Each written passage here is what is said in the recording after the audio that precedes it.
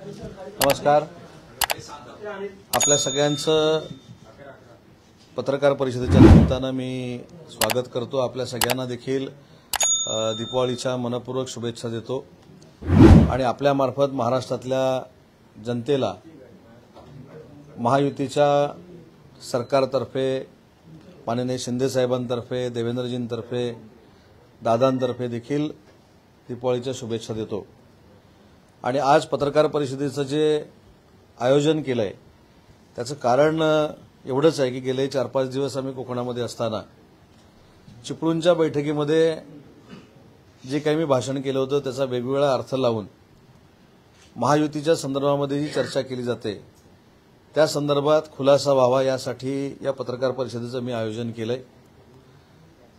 कोकणामध्ये विशेषतः सिंधुदुर्ग असेल, रत्नागिरी असेल, रायगड असेल आणि अन्य परिसर असेल या ठिकाणी आम्ही प्रामुख्यानं काम करतो आणि काम करत असताना स्थानिक स्वराज्य संस्था या महायुतीकडेच असाव्यात ही प्रामाणिकपणाची इच्छा माननीय एकनाथ शिंदे साहेबांच्या नेतृत्वाखाली आमची सगळ्यांचीच आहे. परंतु हे करत असताना ज्यावेळी चिपळूणमध्ये शिवसेनेच्या पदाधिकाऱ्यांची एक बैठक झाली त्या बैठकीमधनं अनेक पदाधिकाऱ्यांनी काही स्थानिक मुद्दे मांडले आणि स्थानिक मुद्द्याच्या अनुषंगानं मी सांगितलं की माननीय शिवसेनेचे मुख्य नेते एकनाथ शिंदे साहेबांची भूमिका स्पष्ट आहे. आपल्याला महायुती करूनच निवडणुका लढवायच्या आहेत आणि स्थानिक स्वराज्य संस्थेंवर महायुतीचा भगवा फडकवायचा आहे.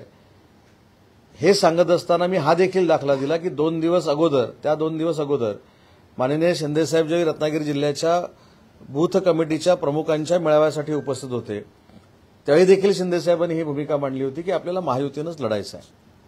परंतु स्थानिक पातळीवरची नवीन मित्रपक्षामध्ये आलेली जी मंडळी आहेत त्यांनी ज्या पद्धतीने एक वातावरण तयार केलेलं होतं त्या वातावरणावरनं बोलताना कार्यकर्त्यांशी संवाद साधत असताना मी असं म्हटलं की महायुतीनंच आम्हाला लढायचं आहे.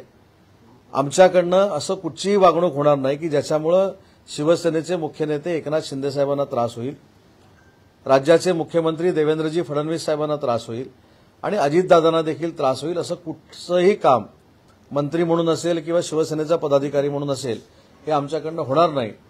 परंतु स्थानिक लोकांना जर खुमखुमीच असेल तर धनुष्यबाण कशा पद्धतीनं चालतो हे दाखवायला आमचे कार्यकर्ते सक्षम आहेत. हे त्या कार्यकारिणीमध्ये म्हटलेलं मी वक्तव्य होतं. त्याचा काही लोकांनी विपर्यास केला, त्याच्यामध्ये मग युती तुटली कोकणातली अशा पद्धतीचं काही लोकांनी सांगितलं. परंतु आजही शिंदे साहेबांचे आदेश स्पष्ट असे आहेत की महायुतीनंच आपल्याला निवडणुका लढवायच्या आहेत आणि महायुतीनंच या आपल्याला जिंकायच्या आणि भगवा फडकवायचा आहे. परंतु हे सगळं करत असताना प्रत्येक मित्रपक्षांनी समजून घेणं गरजेचं आहे की आपल्यामुळं आपला मित्रपक्ष हा डॅमेज होणार नाही. मग एकामेकाच्या मित्रपक्षातले प्रवेश असतील हे 3 नेत्यांच्या चर्चेतनं झाले पाहिजेत असं माझं शिवसेनेचा पदाधिकारी म्हणून मत आहे. आणि याच्यामध्ये महायुतीमध्ये मिठाचा खडा टाकणारे जर कोण असतील त्यांना देखील या 3 नेत्यांनी एकत्र येऊन खड्यासारखं बाजूला केलं पाहिजे ही आमची सगळ्यांची भूमिका आहे. त्याच्यामुळे महायुतीनंच स्थानिक स्वराज्य संस्था ह्या लढल्या गेल्या पाहिजेत याच्यावर माननीय एकनाथ शिंदे साहेबांनी कधीही कॉम्प्रोमाइज केलेलं नाही, आम्ही देखील करणार नाही. कोकणाच्या बाबतीमध्ये सिंधुदुर्ग असेल, रत्नागिरी असेल, रायगड असेल हे 3 भाग हे तळ कोकणामध्ये येतात. त्याच्यामुळे सिंधुदुर्गामध्ये देखील महायुतीचं काय होतंय हे माझ्यासारख्या कार्यकर्त्याला बघावं लागेल कारण मी संपर्क मंत्री आहे सिंधुदुर्गचा. आणि सिंधुदुर्गामध्ये ज्या पद्धतीनं फॉर्म्युला ठरेल, ज्या पद्धतीनं सिंधुदुर्गाच्या महायुतीच्या वाटपाचा फॉर्म्युला असेल किंवा त्याच्यामधल्या ज्या काही घडामोडी असतील नक्कीच त्याचे पडसाद रत्नागिरीमध्ये देखील उमटणार आहेत. त्याच्यामुळे महायुतीनंच आम्हाला लढायचं आहे आणि महायुतीनं लढत असताना कोकणातला कार्यकर्ता म्हणून मी स्वतः शिंदे साहेबांना विनंती केलेली आहे की कुठेही महायुतीला आणि तुमच्या प्रतिमेला तडा जाईल आणि देवेंद्रजींच्या प्रतिमेला तडा जाईल असं वक्तव्य आमच्याकडनं होणार नाही, अशी वागणूक आमच्याकडनं होणार नाही. परंतु तीच भूमिका सिंधुदुर्गामध्ये असली पाहिजे, त्याच सन्मानानं सिंधुदुर्गामध्ये युती झाली पाहिजे, त्याच सन्मानानं रत्नागिरीमध्ये युती झाली पाहिजे, तसंच रायगडपर्यंत आलं पाहिजे. ही स्पष्ट भूमिका मुख्य नेते म्हणून आम्ही सगळ्यांनी मिळून एकनाथ शिंदे साहेबांकडे मांडलेली आहे. आणि म्हणून ते जे भाषण केलं त्याचा विपर्यास करण्याचा काही लोकांनी जो विरोधकांनी प्रयत्न केलाय त्याला कुणीही बळी पडू नये, तो गैरसमज पसरू नये यासाठी आजच्या या पत्रकार परिषदेचं मी आयोजन केलंय. आणि महाराष्ट्रामध्ये देखील स्थानिक स्वराज्य संस्थेमधल्या पंचायत समितीपासून मुंबईच्या बीएमसी पर्यंत ही सगळीकडे महायुतीची सत्ता यावी यासाठी युती असावी हीच शिंदेसाहेबांची भूमिका आहे आणि त्याच संदेशावर आम्ही पुढे जातो. पण हे सगळं 2-3 दिवसानंतर एवढं का, कारण गेल्यानंतर बावनकुळेंना ज्यावेळेस आम्ही विचारलं होतं, बावनकुळे साहेबांची अशी प्रतिक्रिया आली होती की बाबा महायुतीमध्ये एकमेकांच्या विरोधात डॅमेज होईल स्वरूपाची भूमिका मांडू नये असं मत आहे आणि ते 2-3 दिवसामध्ये काहीतरी बैठक तुमची समन्वय समिती सगळ्या सदस्यांचे घेतील आणि यापुढे जर अलायन्स करायची नाही आहे तरीही तो सूर मुख्यमंत्र्यांचा पण आहे आता बावनकुळे भाजप किंवा शिंदे साहेबांचा पण होता, पण तरी देखील इतकं की बाण घुसेल वगैरे इथपर्यंत तुमच्याकडनं स्पॉन्टेनियसली का? नाही, बाण घुसेल नाही म्हटलं मी. बाण सुटेल नाही, बाण घुसेल हे म्हणजे असं नाही म्हटलं मी. बाण घुसेल म्हटलं नाही, बाण सुटेल म्हटलं नाही, घुसेल बिसेल इकडे तर मी घुसतच नाही. मी असं म्हटलं की धनुष्य बाणाची निशाणी कशी चालेल म्हणजे शिवसेना कशी चालेल असं मी म्हटलं आणि घुसवीन घुसवणारे हे वेगळे आहेत, मी नाही. त्याच्यामुळे बाण घुसवीन बिसवीन मी काय म्हटलं नाही. मी असं म्हटलं, आदरानं म्हटलं आणि हे पण म्हटलं पुढे की युतीचे सगळे अधिकार हे शिवसेना पक्षानं माननीय एकनाथ शिंदे साहेबांना दिलेले आहेत, तसे भाजपानं देवेंद्रजींना दिलेले आहेत, तसं अजितदादांना राष्ट्रवादी काँग्रेस पार्टीने दिलेलं आहे. माझं सांगण्याचा मतदार त्याच्यामध्ये असा होता की स्थानिक पातळीवरच्या लोकांनी वक्तव्य करून मिठाचा खडा कुठं महायुतीमध्ये टाकू नये. कारण मी आजही म्हणजे काल मी रत्नागिरीमध्ये होतो, परवा रत्नागिरीमध्ये होतो, या सगळ्या रत्नागिरीच्या दौऱ्यामध्ये मी अनेक पदाधिकाऱ्यांना सांगितलं की आम्हाला महायुतीनंच पुढे जायचं आहे.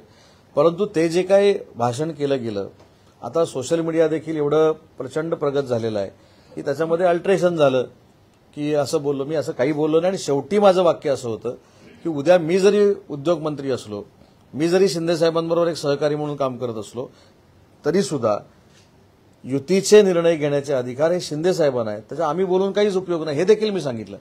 युतीच्या महायुतीच्या बाबतीतला पूर्ण निर्णय हे 3 नेते घेतील हे देखील मी त्या बैठकीमध्ये सांगितलं होतं. तुम्ही सगळं बोलताय पण तुमच्याच पक्षाचे दंगेकर तिथे रोज बाण सोडत आहेत, रोज वेगवेगळे आरोप करतायत, युतीमध्ये खड्यात टाकण्याचं कामही करतायत असे आरोप होत आहेत. आणि सर्वप्रथम पुणेकर म्हणून त्यांनी आता सध्या ट्विट केलंय. नाही, दंगेकरांशी मी स्वतः बोलणार आहे. कारण दंगेकरांच्या प्रवेशाच्या बाबतीमध्ये ज्यावेळी प्रवेश झाला तेव्हा मी देखील तिथे उपस्थित होतो. प्रत्येकानं महायुतीमध्ये तेढ निर्माण होणार नाही ही दक्षता घेणं गरजेचं आहे. नक्की दंगेकरांच्या बाबतीमध्ये काय झालेलं आहे, मी तर आता सणाच्या निमित्तानं कोकणामध्ये होतो, परंतु मी स्वतः शिंदे साहेबांची चर्चा करेन. वेळ पडल्यास मी पुण्याला जाऊन देखील दंगेकरांची भेट घेईन, कारण ते आमचे सहकारी आहेत. परंतु माझी त्यांना देखील एक विनंती आहे की भाजप, शिवसेना आणि अजितदादांची राष्ट्रवादी काँग्रेस पार्टी ही महायुती आहे. त्याच्यामुळे एकामेकाच्या बोलण्यानं समोरच्याची मनं दुखावतील असं धनगेकरांनी जसं करू नये तसं बाकीच्यांनी देखील कोणी करू नये या मताचं मी आहे. हाच मुद्दा आहे की धनगेकर भाजपवर टीका करताना थांबत नाहीत आणि इकडे गणेश नाईक शिवसेनेवर टीका करताना थांबत नाही का? दोन्ही नेते त्यांना मी तेच सांगितलं ना, धनगेकरांना जो क्रायटेरिया आहे तोच प्रत्येकाला, तो मला पण असला पाहिजे. म्हणून मी पत्रकार परिषद घेऊन आज खुलासा केला की माझ्या भाषणाचा अर्थ काय होता. मी जे फक्त वाक्य धनुष्यबाण चालेल एवढं म्हटलं तेवढंच दाखवलं गेलं, पण त्याच्यानंतर आणि त्याच्या आधी देखील सांगितलं की महाराष्ट्राचे 3 नेते, महायुतीचे जे 3 नेते आहेत तेच हे निर्णय घेणार आहेत, त्याच्यावर स्थानिकांनी कोणी चर्चा करू नये. तसंच धनगेकरांच्या बाबतीमध्ये जी भूमिका तुम्ही मांडली की धनगेकर एका वेगळ्या पद्धतीनं बोलतायत किंवा ट्विट करतायत, तसं कोणीच करू नये. ना शिवसेनेच्या मधल्या नेत्यानं करू नये, ना भाजपमधल्या नेत्यानं करू नये. आणि म्हणून साहेबांशी चर्चा करून जर मला धनगेकरांची भेट घ्यावी लागली तर मी देखील या 2 दिवसात धनगेकरांची भेट घेणार आहे. पक्षाकडनं काही त्यांना समज दिली किंवा काय असं आहे आणि मुळात दंगेकर पार्टी सोडणार आहेत किंवा त्यांच्यावर कारवाई करणार आहे का, हे सगळ्या गॉसिप पुण्यात खूप मोठ्या प्रमाणामध्ये सुरू आहे. आता होतं कसं बघा, आता धनगेकरांनी हे बोलल्यामुळं त्यांना पार्टीतनं काढून टाकावं असं काही लोकांचं भूमिका आहे. मग नवी मुंबईचं काय? मला असं वाटतं की समन्वयानं हे घेतलं पाहिजे. इकडं तर गुंडांबरोबर देखील माझे संबंध आहेत, मी असं करतो तसं करतो हे पण आपण सगळ्यांनीच दाखवलेलं आहे आपल्याला. त्याच्यामुळे मला असं वाटतं की हे संयमाने घेतलं पाहिजे. जसं पुण्यामध्ये चालू आहे तसं इकडच्या परिसरामध्ये देखील चालू आहे. आम्ही सगळ्यांनी मिळून पुढाकार घेतला पाहिजे. मगाशी मी एक वाक्य जबाबदारीनं बोललो की भाजपाच्या नेत्यांनी देवेंद्रजी फडणवीस साहेबांना त्रास होणार नाही अशा पद्धतीनं वागलं पाहिजे. आम्ही देखील वागलं पाहिजे, कारण ते आज महायुतीचे मुख्यमंत्री आहेत. तसं शिवसेनेच्या लोकांनी आमचे नेते, मुख्य नेते एकनाथ शिंदे साहेबांना त्रास होऊ नये अशा पद्धतीनं वागलं पाहिजे, आमची जबाबदारी आहे. त्याच्यामुळे मला असं वाटतं की मी म्हटलं की धनगेकरांना जरी भेटावं लागलं तरी मी जाईन, परंतु हा सगळा नियम सगळ्यांना सारखा असला पाहिजे.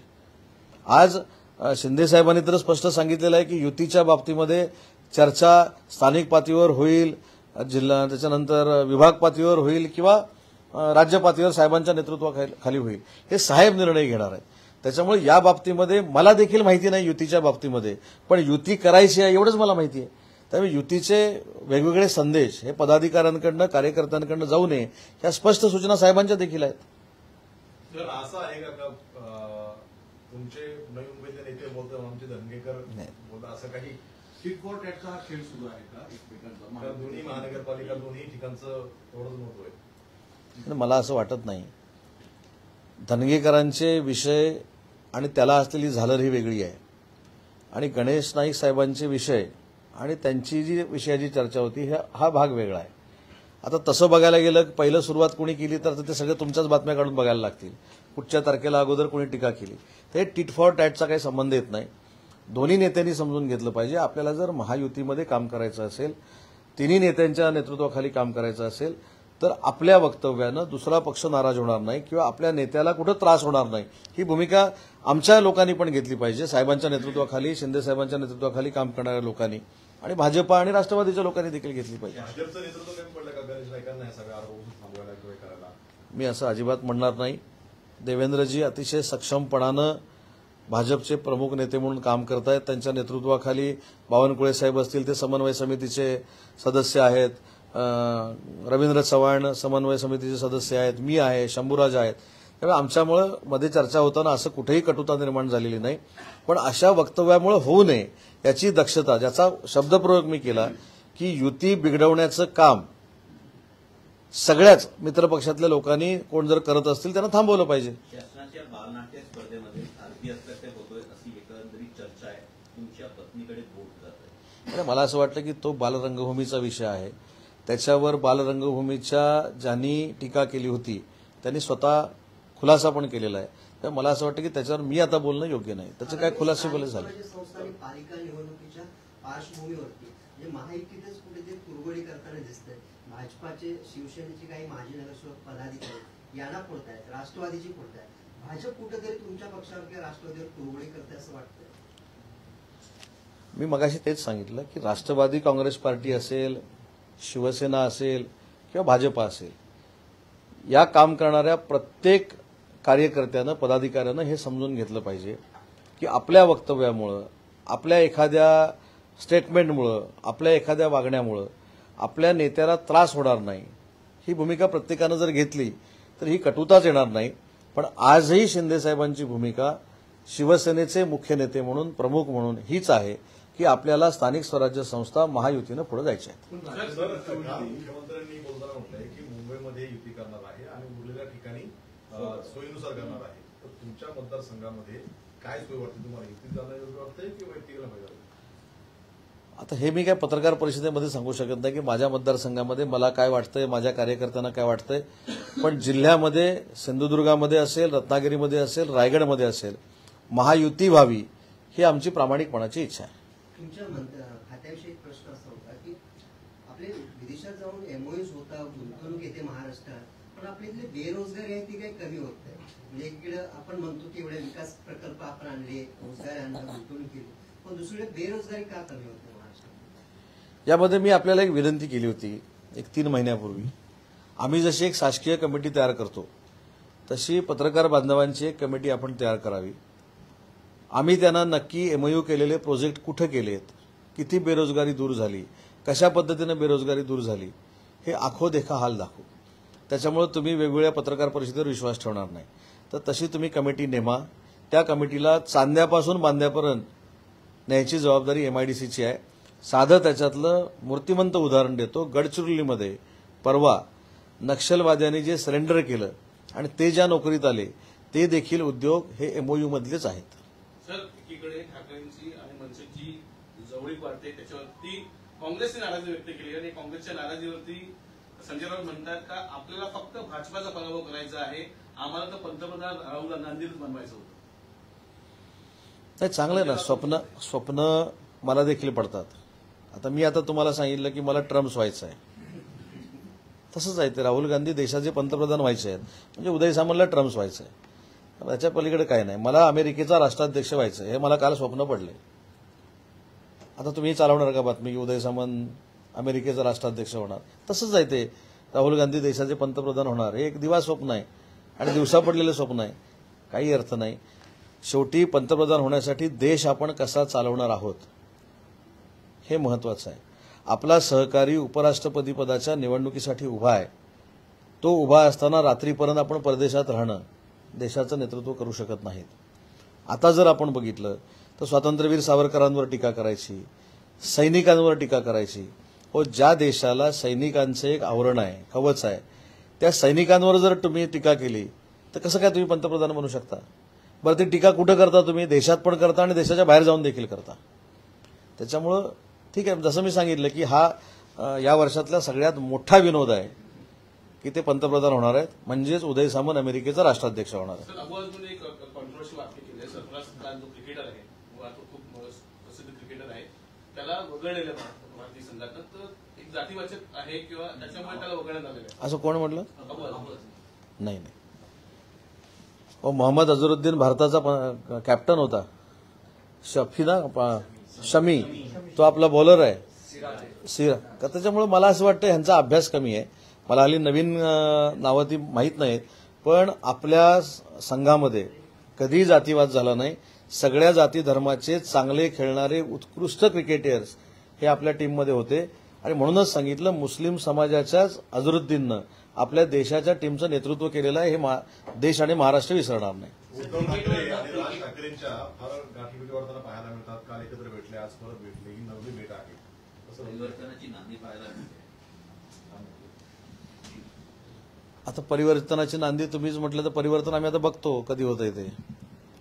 ठीक आहे, त्यांची भेट आहे. त्यांची मला वाटतं आज पत्रकार परिषद पण झाली कोणाची तरी, त्यांनी बाईट दिला. नाही मी सांगतो ना, ती घरगुती भेट होती किंवा काहीतरी घरचा समारंभ होता. राजसाहेबांच्या आईसाहेबांचा वाढदिवस होता. मला असं वाटतं की ह्याच्यामध्ये काय राजकारण आणणार?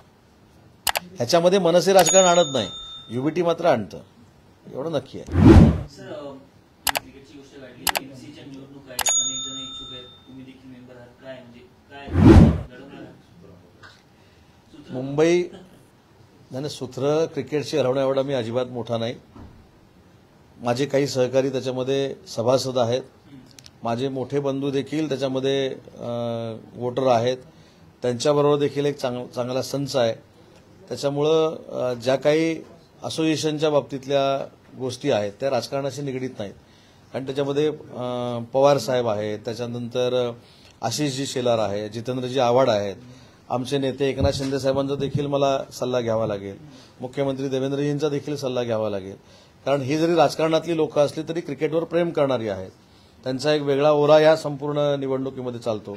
त्याच्यामुळे या सगळ्यांशी चर्चा करून आम्ही कुठं जायचं हे आम्ही ठरवू. घेतली आणि त्या निवडणुकीच्या अनुषंगाने आजची भेट झाल्याचं सुद्धा कळत आहे. आणि सुद्धा अनेक बैठका पवार साहेबांसमोर फार मोठा पेच असणार आहे. कारण मी देखील पवार साहेबांची भेट घेतली आहे त्यांच्या अगोदर. आता सगळ्यात अगोदर जर भेटला त्याला जर न्याय देण्याची भूमिका एमसीएमध्ये झाली तर माझंच नाव असेल. असं जर ठरलं की पहिला पवार साहेबांना कोण भेटला त्यानं सुचवलेलं नाव तर मग ते मी सांगितलेलंच नाव असेल. पण तशी वस्तुस्थिती नसते. शेवटी क्रिकेटमध्ये किंवा खेळामध्ये हे राजकारण बाजूला आम्ही ठेवतो. मी आता महाराष्ट्र क्रिकेट असोसिएशनमध्ये देखील काम करतो. मी अखिल भारतीय नाट्य परिषदेमध्ये देखील काम करतो. मी मुंबई क्रिकेट असोसिएशनमध्ये देखील काम करतो. पण हे सगळं करताना मी आयपीएलमध्ये देखील काम करतो. पण हे सगळं करताना प्रत्येक क्षेत्रामध्ये वेगवेगळी गणित आहेत आणि त्याच्यामध्ये राजकारण कोणच हे करत नाहीत. हे तुम्हाला आठवत असेल की बीसीसीआयचे अध्यक्ष शरद पवार साहेब असताना आशिष शेलार साहेब हे कमिटीमध्ये होते. त्याच्यामुळे क्रिकेट किंवा खेळ आणि राजकारण याचं नातं असू नये. आता कबड्डीची देखील निवडणूक होते. आता कबड्डीच्या निवडणुकीमध्ये देखील मी अजितदादांना विनंती करणार आहे की मी देखील क्रिकेट खेळलोय. मी देखील डिस्ट्रिक्टमधनं क्रिकेट खेळलेलो आहे. त्याच्यामुळे मला आता कबड्डी खेळायची आहे. त्याच्यामुळे मला जर कबड्डी असोसिएशनमध्ये सामील करून घेतलं असं मी अजितदादांना देखील विनंती करणार आहे. तुम्ही म्हणाल की क्रिकेट शिवसेनेमध्ये राजकारण असतं, मात्र या सगळ्या ज्या निवडणुका होतात त्याच्या बाजूचं कवच जर बघितलं सगळ्या राजकीय नेत्यांचं आहे. पक्षातीलच तुम्ही 2 नेते जर इच्छुक आहात त्या सगळ्या सर्कलमध्ये जाण्यासाठी, तर तसा संवाद पक्षामध्ये सुसंवाद आहे का? पक्ष आणि खेळ हे 2 गोष्टी आहेत. खेळामध्ये कोण इच्छुक राहावं कोण इच्छुक राहू नये हा प्रत्येकाचा वैयक्तिक प्रश्न आहे आणि ती वैयक्तिक ताकद असावी लागते. ती ताकद जर आमच्या उमेदवारामध्ये असेल तर आम्ही काय इच्छुक राहू नये, पण त्याच्यानंतर आम्ही बसून निर्णय घेऊ ना. तुम्ही मगाशी काय मला म्हटलं की सरनाईक साहेब आणि विहंगजी हे पवार साहेबांना भेटले, पण 4 लोक जे भेटले त्याच्यात सगळ्यात पहिला मी भेटलो. मग जर पहिल्याला आलेला काय ते आपण ज्याला म्हणतो पहिला आलेल्या माणसाला प्राधान्य, तर माझा क्रम लागतो. त्यामुळे सगळे आणि पवार साहेबांचं त्यातलं योगदान मोठं आहे म्हणून मी सांगितलं सगळ्यांचीच नावं घेतली की शिंदे साहेब असतील, पवार साहेब असतील, देवेंद्रजी असतील, आशिषजी असतील, अजिंक्यजी असतील, सध्याचे अध्यक्ष, सगळ्यांची चर्चा करून निर्णय घेऊ. पवार साहेबांकडून या प्राधान्याची अपेक्षा आहे का? अशी गोष्ट जर भेटून झाली आनंदाची घडत असेल तर का असणार नाही, असणारच ना. हा देखील महाराष्ट्र शासनाच्या दृष्टीनं अतिशय ड्रीम प्रोजेक्ट आहे. त्याच्यामुळे शेतकऱ्यांना विश्वासात घेणं आणि शेतकऱ्यांना विश्वासात घेऊन काम करणं ही सरकारची प्रायोरिटी आहे आणि त्याच पद्धतीनं स्वतः माननीय देवेंद्रजी आणि MSRDCचे चेअरमन आणि मंत्री स्वतः साहेब असल्यामुळं, एकनाथ शिंदे साहेब असल्यामुळं त्याच्यावर नक्की मार्ग निघेल आणि हा ड्रीम प्रोजेक्ट जसा समृद्धी महामार्ग पूर्ण झाला तर शक्तीपीठ देखील पूर्ण होईल.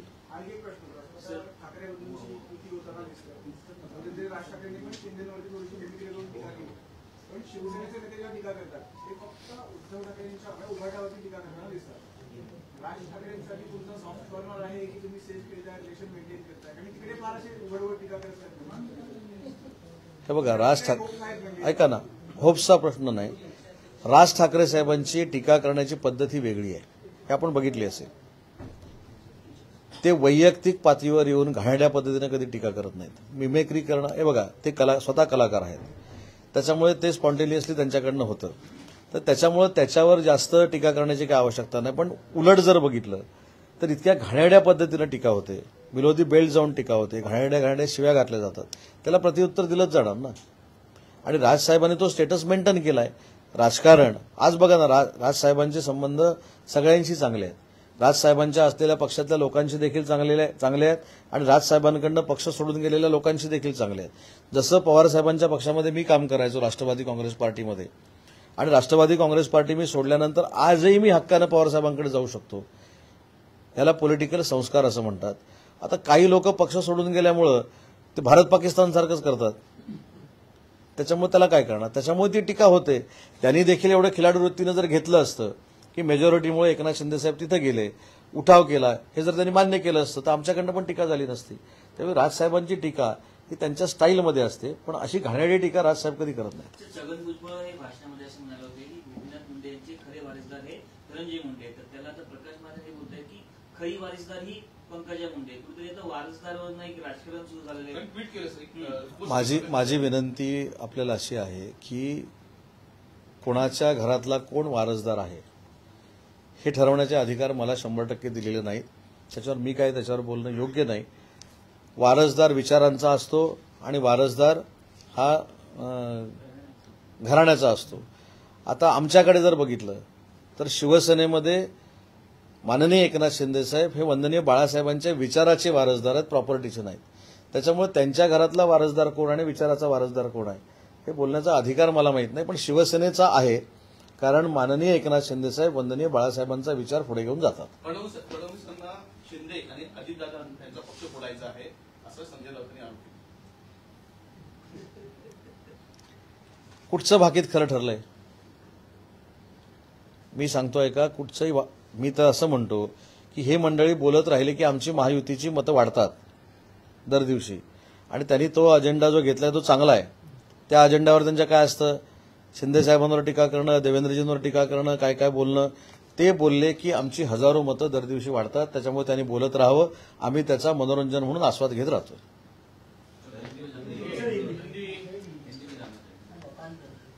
विचारा.